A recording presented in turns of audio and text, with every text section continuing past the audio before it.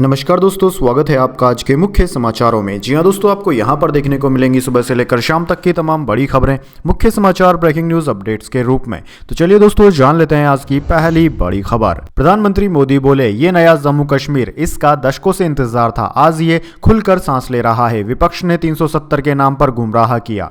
जी हां दोस्तों, प्रधानमंत्री मोदी गुरुवार को जम्मू कश्मीर दौरे पर पहुंचे। उन्होंने श्रीनगर के बख्शी स्टेडियम में विकसित भारत विकसित जम्मू कश्मीर कार्यक्रम के तहत 6400 करोड़ से ज्यादा के प्रोजेक्ट्स का इनॉग्रेशन किया। 1000 युवाओं को जॉब लेटर भी दिए। इसके बाद युवा उद्यमियों से उनकी कामयाबी के किस्से और समस्याएं भी सुनी। वहीं दोस्तों, पीएम ने बख्शी स्टेडियम की सभा में कहा कि यह नया जम्मू कश्मीर है, इसका दशकों से इंतजार था। यह वो जम्मू कश्मीर है जिसके लिए श्यामा प्रसाद मुखर्जी ने बलिदान दिया। इसकी आंखों में भविष्य की चमक है, चुनौतियों को पार करने का हौसला है। इसके बाद दोस्तों, जान लेते हैं अगली खबर। एमपी से गुजरात पहुंची भारत जोड़ो न्याय यात्रा। जालोद में राहुल गांधी बोले, आदिवासी होने के चलते राष्ट्रपति को राम मंदिर में नहीं दी गई एंट्री। जी हां दोस्तों, कांग्रेस सांसद राहुल गांधी की भारत जोड़ो न्याय यात्रा गुरुवार शाम को मध्य प्रदेश से गुजरात के दाहोद पहुंची। राहुल गांधी ने स्वतंत्रता संग्राम के आदिवासी नायक गोविंद गुरु के जालोद के कंबोई धाम में स्थित उनके स्मारक पर श्रद्धांजलि अर्पित कर गुजरात में यात्रा की शुरुआत की।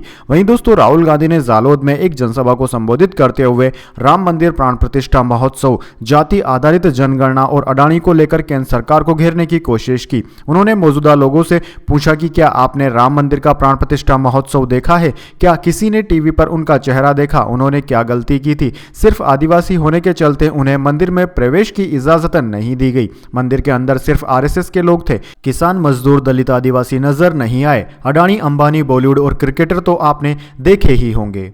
इसके बाद दोस्तों, जान लेते हैं अगली खबर। केंद्रीय कर्मचारियों का महंगाई भत्ता 4% बढ़ा। उज्ज्वला योजना पर 300 रुपए सब्सिडी 1 साल और बढ़ी। 10 करोड़ परिवारों को होगा फायदा।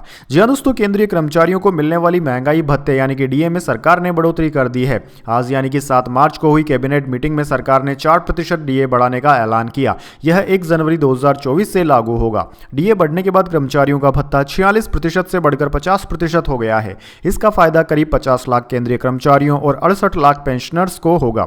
डीए 46% से बढ़कर 50% होने के कारण अब मकान किराया भत्ता भी बढ़ जाएगा। इसे 27, 18 और 9% से बढ़ाकर 30, 20 और 10% किया जाएगा। ग्रेजुएटी सीमा भी 20 लाख से 25 लाख हो गई है। केंद्रीय मंत्री पीयूष गोयल ने बताया कि डीए में 4% की बढ़ोतरी से सरकार पर 12,868 करोड़ रुपए का बोझ आएगा। इससे पहले सरकार ने 8 अक्टूबर 2023 में डीए 4% से बढ़ाकर 46% किया था। वहीं दोस्तों, केंद्र सरकार ने पीएम उज्ज्वला योजना को भी 1 साल के लिए बढ़ा दिया है, यानी कि इस योजना से उपभोक्ताओं को 300 रुपए की सब्सिडी 1 साल और मिलती रहेगी। इसका फायदा 10 करोड़ परिवारों को मिलेगा। अभी दिल्ली में उज्ज्वला सिलेंडर 603 रुपए में मिल रहा है। इसके बाद दोस्तों, जान लेते हैं अगली खबर।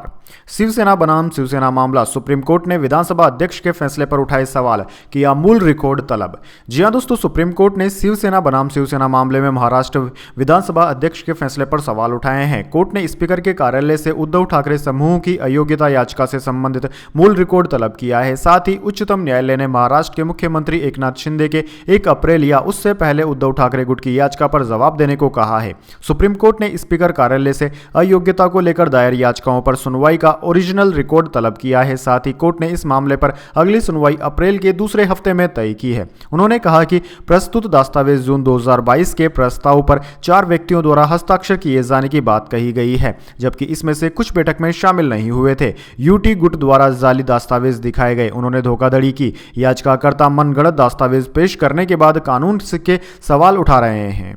इसके बाद दोस्तों, जान लेते हैं अगली खबर। शुगर, दांत दर्द, हाइपरटेंशन, हर चीज की नकली दवा। शामली, गाजियाबाद में बेखौफ चल रही फैक्ट्रियों का यूं हुआ भांडाफोड़।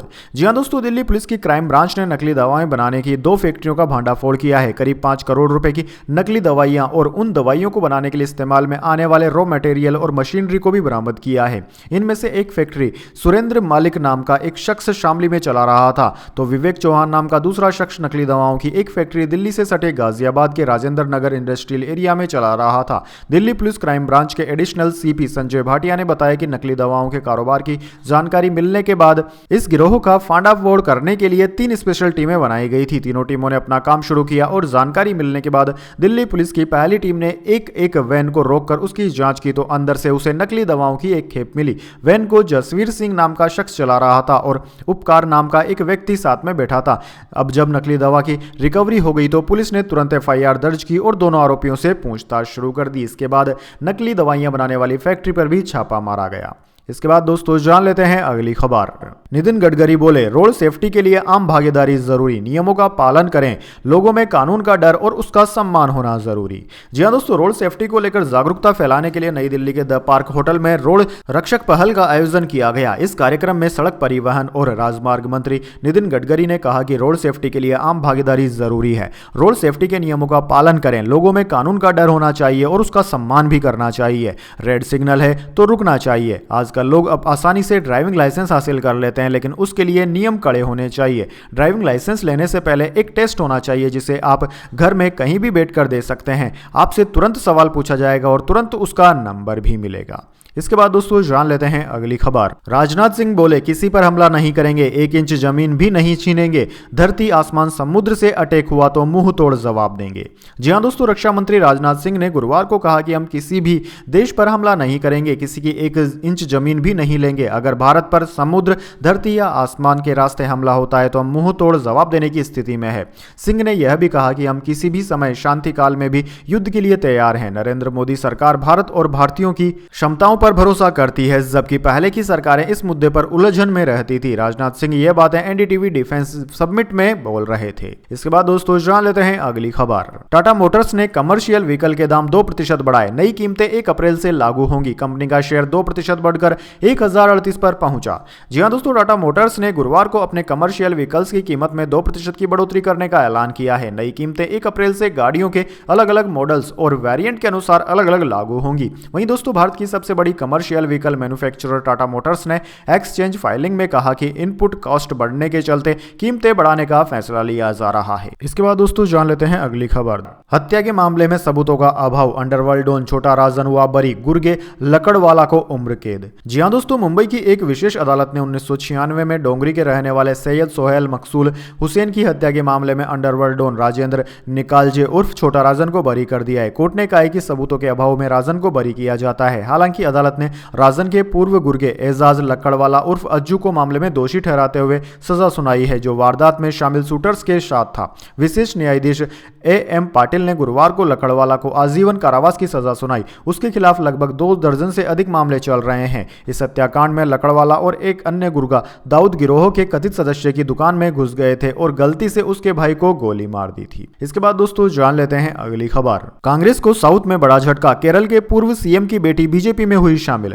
जी हां दोस्तों, देश में आगामी लोकसभा चुनाव से पहले राजनेता एक से दूसरे दल में छलांग लगा रहे हैं। अब कांग्रेस के वरिष्ठ नेता और केरल के पूर्व मुख्यमंत्री के करुणाकरण की बेटी पद्मजा वेणुगोपाल ने दिल्ली में बीजेपी का दामन थाम लिया है। उन्होंने भारतीय जनता पार्टी के वरिष्ठ नेता प्रकाश जावड़ेकर ने पार्टी की प्राथमिकता सदस्य दिलाई। बताया जा रहा है कि वो लंबे वक्त से कांग्रेस नेतृत्व से नाराज चल रही थी और बीते दिनों से उम्मीद जताई जा रही थी कि वो पार्टी छोड़ सकती है। बीजेपी में शामिल होने के बाद पद्मजा वेणुगोपाल ने कहा कि मैं बीजेपी में शामिल होकर बहुत खुश हूं। मैं राज्य में हुए पिछले विधानसभा चुनाव से अपनी पार्टी में इतने सालों से खुश नहीं थी। मैं आलाकमान से शिकायत कर रही थी लेकिन कोई जवाब नहीं आया।